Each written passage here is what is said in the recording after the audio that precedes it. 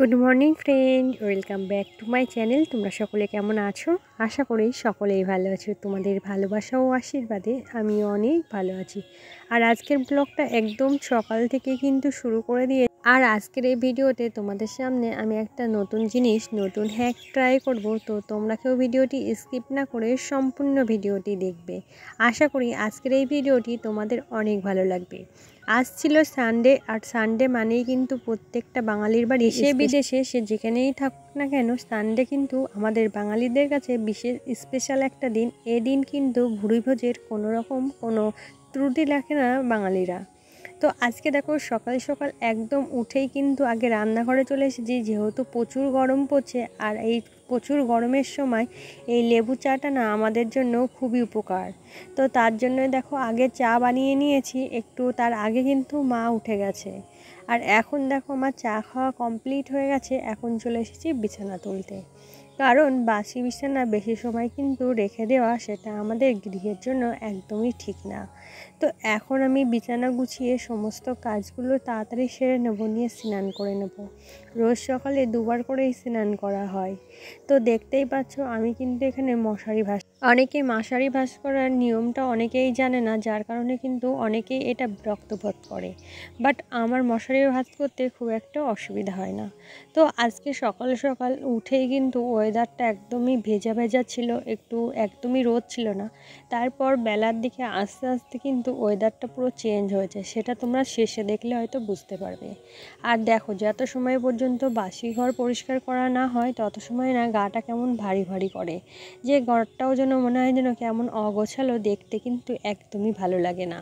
আর আমাদের কিন্তু প্রত্যেকেরই উচিত বাসি ঘরটা আগে পরিষ্কার করা। আর যেখানে আমরা বসবাস করব সেই জায়গাটা যদি সুন্দর হয়, সেটা কিন্তু আমাদের মনকেও সুন্দর করতে খুবই সাহায্য করে। আর এখন দেখো চলে এসেছি বাইরের ঘরগুলো সমস্ত কিছু ঝাড় দিয়ে নিচ্ছি। তো আমার সকল বন্ধুদের কাছে আমার অনুরোধ ভিডিওটি সম্পূর্ণ দেখার। আজকের এই ভিডিওতে আমি তোমাদের সঙ্গে বিশেষ কিছু জিনিস শেয়ার করব। তার কারণে তোমরা কিন্তু ভিডিওটি স্কিপ করো না। আর আমি কিন্তু প্রতিনিয়ত আমার ব্লগ ভিডিওর পাশাপাশি গুরুত্বপূর্ণ তথ্যগুলো তোমাদেরকে দেওয়ার চেষ্টা করি। একঘেয়েমি কাজ করতে আমরা কিন্তু প্রত্যেকেই মাঝে মাঝে বিরক্ত বোধ করি। সেটা থেকেও বাঁচতে আমরা কিন্তু মাঝে মাঝে কাজটাকে একটু অন্যভাবে চেঞ্জ করেও করতে পারি। তাতে কিন্তু আমাদের কাজ করার এনার্জি অনেক গুণ বেড়ে যায়। আর যে কোনো কাজই হোক না কেন, তুমি যদি নিজের কাজটা যতটা ভালোবেসে করবে, সে কাজটা কিন্তু অনেক অংশে সহজ হয়ে যায়। কাজকে তুমি যদি কঠিন ভাবো, কাজ কিন্তু তোমাকে আরও বেশি কঠিন করেই তোমার সামনে এসে হাজির হয়। তার কারণে কাজকে সবসময় ইজি মনে করলে আমার মনে হয় অনেক অংশে কাজটা অনেক সহজ হয়ে যায়। তো দেখতেই পাচ্ছ, আগেই বললাম আজকে ছিল সানডে। আর দেখো সকালবেলায় কিন্তু আমি সমস্ত কাজগুলো গুছিয়ে নিচ্ছি।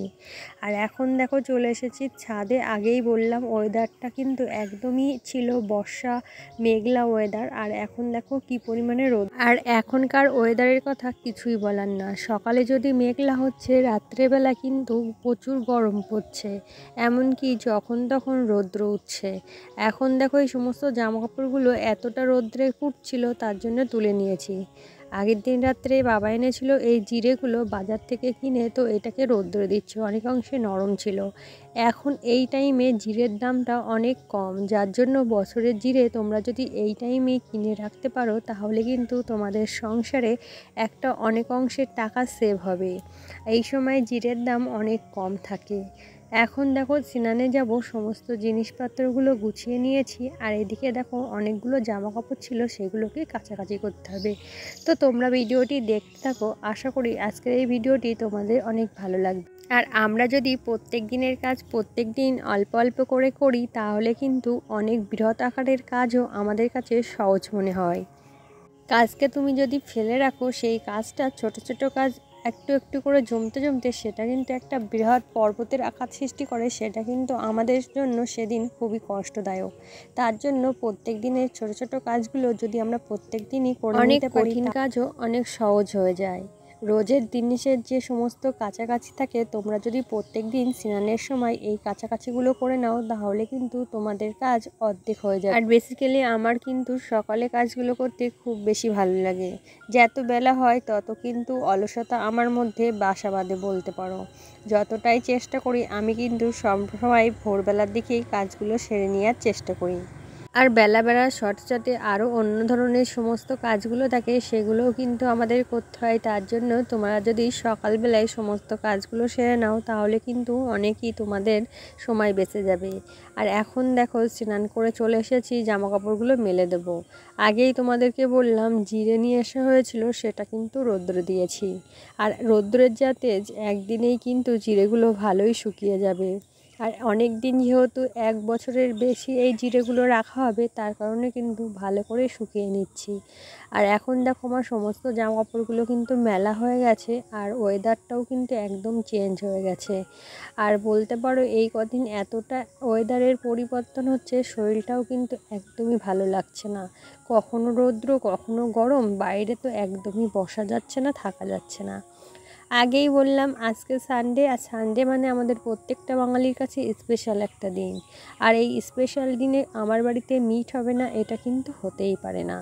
সব সময় সব সানডেতে আমার বাড়িতে কিন্তু মিট হয়, তবে আজকে হয়েছিল মাটন। আর আমাদের বাড়িতে মাটনটা খেতেই সবাই বেশি পছন্দ করে, যার কারণে চিকেনের থেকে মাটনটাই কিন্তু আমাদের বাড়িতে বেশি রান্না হয়।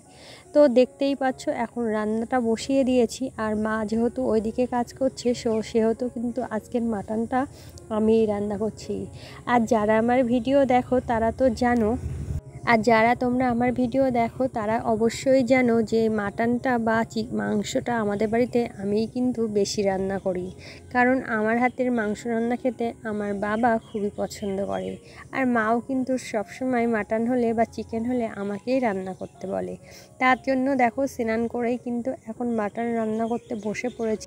আর আমরা যেহেতু গ্রামে থাকি আমাদের এখানে কিন্তু দেশি খাসির মাংস খুবই ভালো। আর এই দেশি খাসির মাংস খেতে একদমই কিন্তু অন্যরকম। যারা হয়তো শহরে থাকো তারা হয়তো এটা জানো না।